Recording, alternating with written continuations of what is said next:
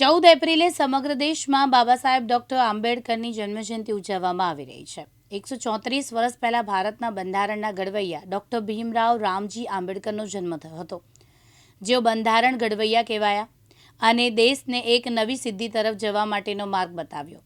Doctor આંબેડકરની 134મી જન્મજયંતિ નિમિત્તે અમદાવાદ સહિત રાજ્યભરમાં અનેક કાર્યક્રમોનું આયોજન કરવામાં આવ્યું છે। મારું નામ સોંદરવા ગીતાબેન માધવજીભાઈ છે। આજે બાબા સાહેબની 134મી જન્મજયંતિ નિમિત્તે માતા રમાબાઈ મહિલા મંડળ દ્વારા બ્લડ ડોનેશન કાર્યક્રમનું આયોજન કરવામાં આવ્યું। બ્લડ ડોનેટ કરવું એક પ્રકારનું મહાદાન છે। હવે આ બ્લડ ડોનેશન કેમ્પ રાખવાનો હેતુ એ છે કે કોઈ પણ વ્યક્તિ ક્યાંક અકસ્માત એને લાગી ભાગી ગયું હોય, કેન્સરના દર્દીઓ છે, થેલેસમિયાના દર્દીઓ છે, એ લોકોને ગમે ત્યારે બ્લડની જરૂર પડે એ મળી રહે। ઘણા બધા દાતાઓએ અહીં બની ચડીને ભાગ લીધો છે। કેશોદ ખાતે કદાચ આ કાર્યક્રમ પ્રથમ હશે અને આવા કાર્યક્રમો યોજાતા રહે એ માટે અમે પ્રયત્નશીલ છે। દરેક લોકોએ આ ભગીરથ કાર્યની અંદર ભાગ લેવો જોઈએ, પોતાના લોહીનું દાન કરવું જોઈએ, કેમ કે તમારું લોહી, તમારા લોહીનું ટીપું કોનું જીવન બચાવી શકશે એ તમને નથી ખબર, એટલે આ મહાદાન છે। એટલે દરેક દાતાઓએ અહીં આવી જે બ્લડ ડોનેશન કેમ્પમાં ભાગ લીધો, પોતાના લોહીનું દાન આપ્યું છે, એ દરેકનું માતા રમાબાઈ મહિલા મંડળ હૃદયપૂર્વક આભાર વ્યક્ત કરે છે। અને આવા કાર્યક્રમો યોજાતા રહે અને જે કાર્યક્રમો યોજાય એમાં બધા વ્યક્તિઓનું હું આહવાન કરું છું કે તમે તમારા બ્લડનું ડોનેશન કરો, બ્લડ આપો, કેમ કે એ ક્યારેક તમારા નજીકના વ્યક્તિઓને પણ ઉપયોગી બની જાય, તમને ન ખબર હોય। એટલા માટે આ કાર્યક્રમમાં જે કોઈ લોકો જોડાણા એ બધાનો અમે હૃદયપૂર્વક આભાર વ્યક્ત કરીએ છીએ। જય ભીમ, નમો બુદ્ધાય। માંડવી નગરની અંદર ભારતીય જનતા પાર્ટીની વિચારધારા હેઠળ બારડોલીના સંસદ ભાઈ પ્રભુભાઈ વસાવા અને મારા કાર્યકર્તાઓ સાથે ડૉક્ટર બાબા સાહેબ આંબેડકરની 134મી જન્મજયંતિની ઉજવણીના સંદર્ભે અમે અહીંયા બધા ઉપસ્થિત થયા હતા। આ પ્રસંગે દેશના વડાપ્રધાન નરેન્દ્રભાઈ મોદી સાહેબને પણ હું અભિનંદન આપું છું અને આભાર પણ માનું છું। એક દલિત સમાજના વ્યક્તિ ડૉક્ટર બાબા સાહેબ આંબેડકરનું જો કોઈએ સન્માન કર્યું હોય તો તે દેશના વડાપ્રધાન નરેન્દ્રભાઈ મોદી સાહેબે કર્યું છે। ભારત રત્નથી પણ એમને નવાજવામાં આવ્યા। એટલું જ નહીં, પણ દેશનું જે બંધારણ છે એ સર્વોચ્ચ બંધારણ આપ્યું અને એને કારણે આજે ભારત દેશની વ્યવસ્થા એક ભારત શ્રેષ્ઠ ભારત બની રહ્યું છે, વિકસિત ભારત દેશ તરફ પણ આગળ વધી રહ્યું છે। એના સંદર્ભે અમે બધા અહીંયા એકત્રિત થયા હતા અને બાબા સાહેબ આંબેડકરની 134મી જન્મજયંતિની ઉજવણી કરી છે। અરવલ્લી જય ભીમ સમાજ સેવા ટ્રસ્ટ દ્વારા ડૉક્ટર બાબા સાહેબ આંબેડકરની 134મી જન્મજયંતિ ખૂબ ધામધૂમપૂર્વક ઉજવાઈ। ડૉક્ટર બાબા સાહેબ આંબેડકર ભારત રત્ન, બૌદ્ધિસત્વ, મહામાનવ, નારી ઉદ્ધારક તેમજ સમગ્ર ભારતના કલ્યાણ માટે કાર્ય કરનાર આ યશસ્વી આપણા મહાપુરુષને આજે માત્ર દેશ જ નહીં પણ સમગ્ર દુનિયા આજે ખૂબ આદરભાવથી તેમનું જન્મજયંતિ ઉજવણી કરી રહી છે।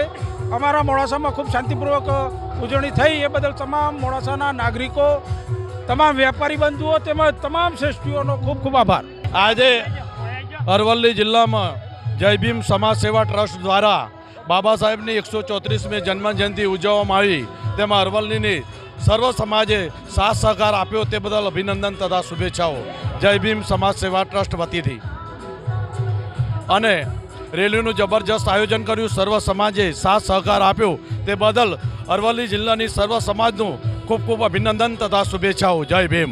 ભારતીય બંધારણના ઘડવૈયા, સિમ્બોલ ઓફ ધ નોલેજ, ભારતના પ્રથમ કાયદા પ્રધાન, મહિલાઓના મુક્તિદાતા, ગરીબો, વંચિતો અને શોષિતોના તારણહાર એવા ડૉક્ટર બાબા સાહેબ આંબેડકરની 135મી જન્મજયંતિ નિમિત્તે મોડાસા શહેરની અંદર એક ભવ્ય ભીમ રથયાત્રાનું આયોજન કરવામાં આવેલું હતું। આ ભીમ રથયાત્રાની અંદર સર્વ સમાજના મારા ભાઈઓ, મારી બહેનો, મારી માતાઓ અને મારા યુવાન મિત્રોએ ભાગ લઈને આ ભીમ રથયાત્રાને સફળ બનાવેલી છે। અને આ ભીમ રથયાત્રાનો એક જ ઉદ્દેશ હતો કે ડૉક્ટર બાબા સાહેબ આંબેડકરની વિચારધારા ઘેર ઘેર પહોંચે અને દલિત સમાજ સંગઠિત બને, તેના માટે આ ભવ્ય ભીમ રથયાત્રાનું આજે આયોજન કરવામાં આવેલું હતું। જય ભીમ। જય ભીમ આપ સૌને।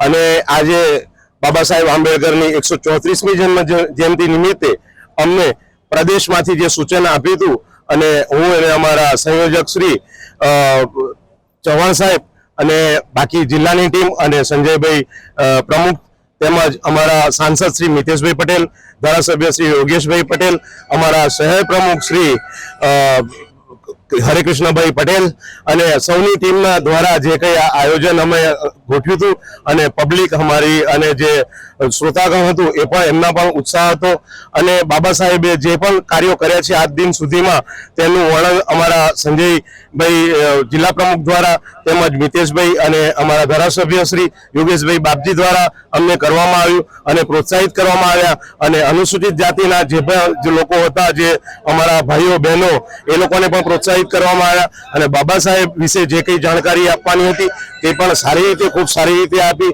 અને અમે આજકાલ અમારા જે ભારતીય જનતા પાર્ટી દ્વારા જે બાબા સાહેબના જે કોઈ કાર્યો છે એનું વર્ણન કરવામાં આવ્યું વિસ્તારથી અને સારામાં સારા આગળ અમારા અનુસૂચિત જાતિ મોરચાના જે કંઈ જાતિમાં અમારા જે ભાઈઓ બહેનો છે તેમને શિક્ષણથી લઈને એમના ધંધાકીય તેમજ એમને નોકરીઓ બાબતની જે કંઈ સૂચનાઓ અને જે સારું માર્ગદર્શન આપ્યું એ બદલ જિલ્લા પ્રમુખનો અને જિલ્લા ધારાસભ્ય તેમજ સાંસદ શ્રી અમારા રણજીતસિંહ ચૌહાણ સાહેબ તેમજ જગતભાઈ પટેલ અને સુનિલભાઈ શાહ અને અમારા બાકી શહેરના મંત્રીઓ ગણ સાથે બધાનો અમે ખૂબ ખૂબ આભાર માનીએ છીએ અને સારી રીતે અમારો આ કાર્યક્રમ સંપન્ન થયો અને મીડિયાકર્મીનો પણ આપ સૌનો આભાર માનું છું. ભારતીય જનતા પાર્ટી ગુજરાત પ્રદેશ, ભારતીય જનતા પાર્ટી આણંદ જિલ્લો એના કાર્યક્રમમાં આજે બાબા સાહેબ આંબેડકરની 134મી જન્મજયંતિનો કાર્યક્રમ રાખવામાં આવ્યો હતો.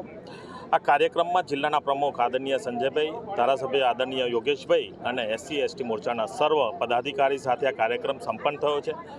બાબા સાહેબ આંબેડકર ભારત રત્ન અને બંધારણના ઘડવૈયા, જે એમણે બંધારણ બનાવ્યું છે, આવતી પેઢી સુધી એમના વિચારો છે અને ભારત દેશને એકતા સાથે આગળ વધાવી શકે એ માટેનો આ કાર્યક્રમ હતો.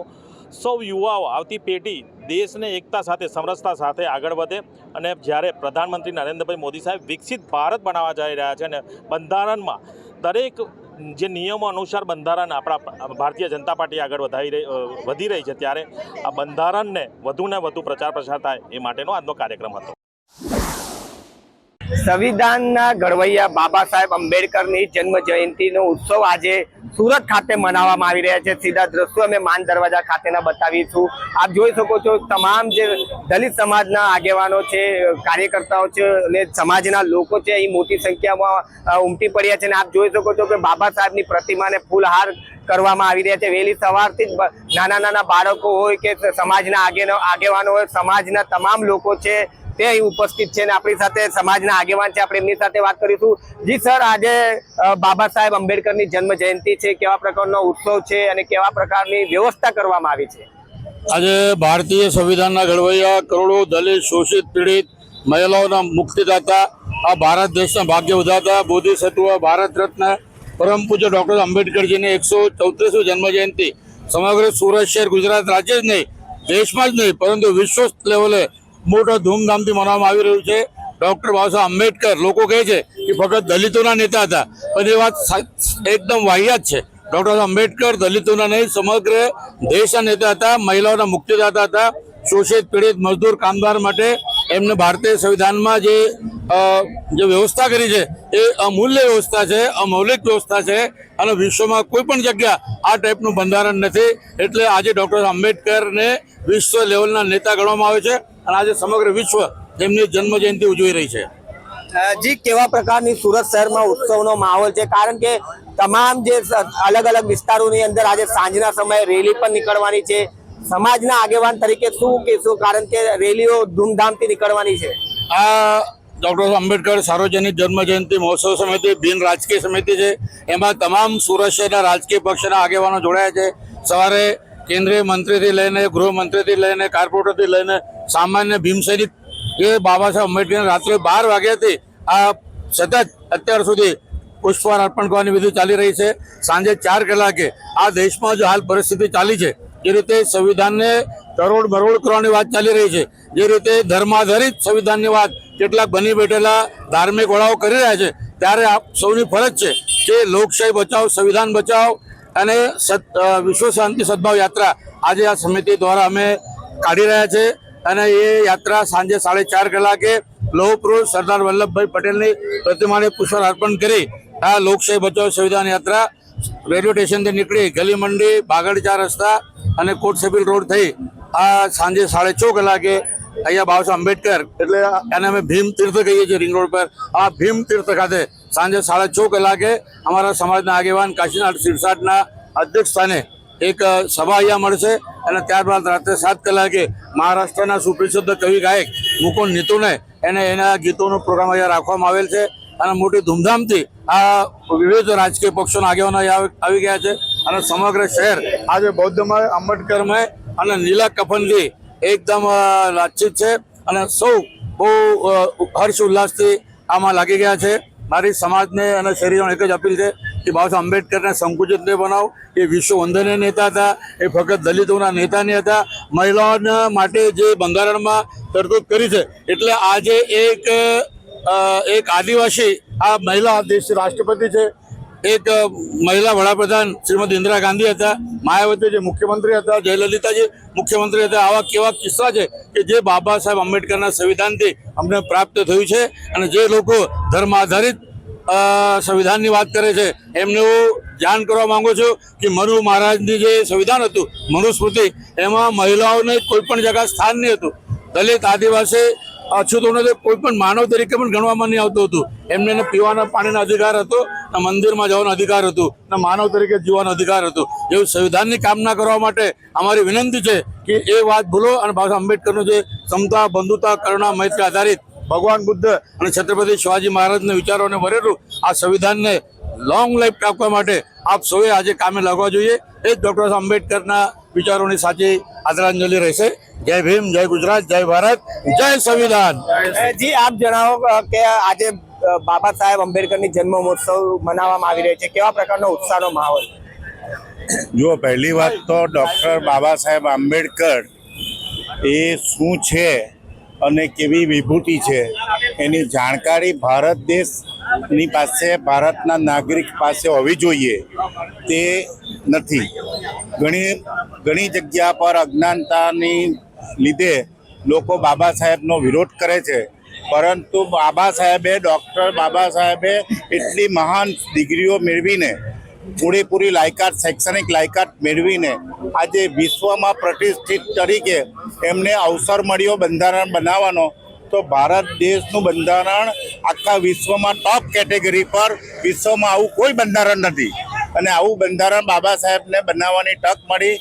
એમાં દરેક ધર્મને, દરેક જાતિને, તમામ લોકોને સરખી તક મળે. Equality before law and equal protection of law એમણે આખો સિદ્ધાંત આપ્યો.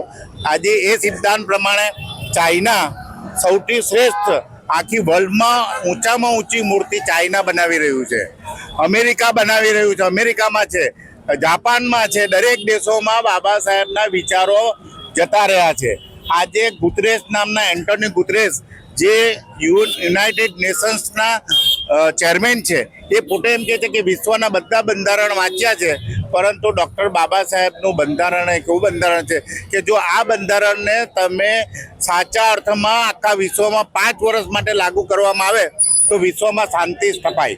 અને વિશ્વમાં જો તમારે શાંતિ સ્થાપવી હોય તો ડૉક્ટર બાબા સાહેબ આંબેડકરના બંધારણના લીધે સમાનતા અને શાંતિ અને ન્યાય એ પ્રિય છે, જે તમામ લોકોને સરખી રીતે મળે એવી બાબા સાહેબની જે વિચારધારા હતી. અને વિચારધારા પ્રમાણે એમણે જે ભારતમાં સ્ત્રીઓ સાથે પણ અન્યાય થતો હતો એ સ્ત્રીઓ સાથે પણ હિન્દુ કોડ બિલ લાવી અને બાબા સાહેબે સ્ત્રીઓને પણ સમાન હક્કો આપ્યા, મજૂરોને સમાન હક્કો આપ્યા. દરેક વ્યક્તિને જેને સંપૂર્ણ અજ્ઞાન હતી તેને ભણવાની તક મળી.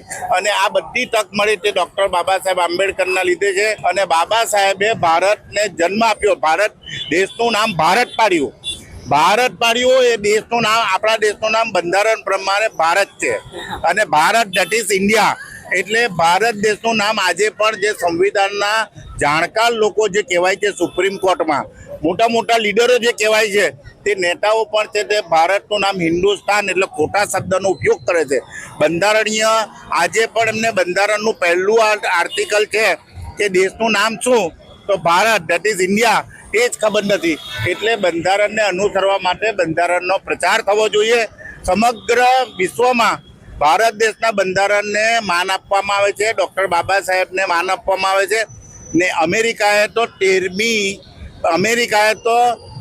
14મી એપ્રિલ એને સમાનતાનો દિવસ જાહેર કર્યો છે ને આજે વિશ્વમાં સમાનતાનો દિવસ તરીકે ઉજવાઈ રહ્યું છે.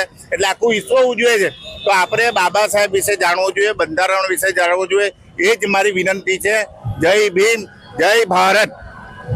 જે પ્રમાણે બીજા દ્રશ્યો અમે સામે બતાવવાના પ્રયત્ન કરીશું કે જે બાબા સાહેબની પ્રતિમા માન દરવાજા ખાતે આવી છે, ત્યાં ડીસીપી ચિરાગ પટેલ દ્વારા પણ અત્યારે હાલ ફૂલહાર કરી રહ્યા છે. સીધા દ્રશ્યો અમે તમને બતાવીશું કે આ પ્રમાણે છે જે માન દરવાજા ખાતે બાબા સાહેબ આંબેડકરની જે પ્રતિમા આવી છે ત્યાં મોટી સંખ્યામાં છે તે ભીમ સૈનિકો અહીં આવીને ફૂલહાર કરતા હોય છે.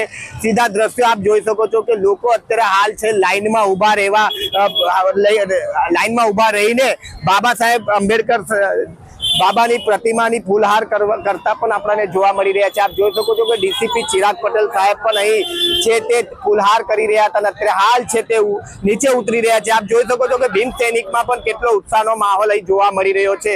આપ જોઈ શકો છો, પહેલા તો અમે સૌપ્રથમ લાઈન બતાડવાનો પ્રયત્ન કરીશું કે આ જે ભીમ સૈનિકો છે આ તમામ છે લાઈનમાં ઉભા રહીને બાબા સાહેબની પ્રતિમાને વંદન કરવા માટે, ફૂલહાર કરવા માટે આટલે કડકતી તાપની અંદર પણ અહીં ઉભા જોવા મળી રહ્યા છે. એટલે કે કહી શકાય કે બાબા સાહેબ આંબેડકર જે સંવિધાનના ઘડવૈયા છે તેને વંદન કરવા માટે લાંબી કતારોમાં પણ લોકો અહીં ઉભા રહીને બાબાને પ્રતિમાને વંદન કરવા માટે ઉભા રહ્યા છે. અને ત્યારે આપ જોઈ શકો છો કે ડીસીપી ચિરાગ પટેલ સાહેબ સાથે પણ આપણે વાત કરવાનો પ્રયત્ન કરીશું.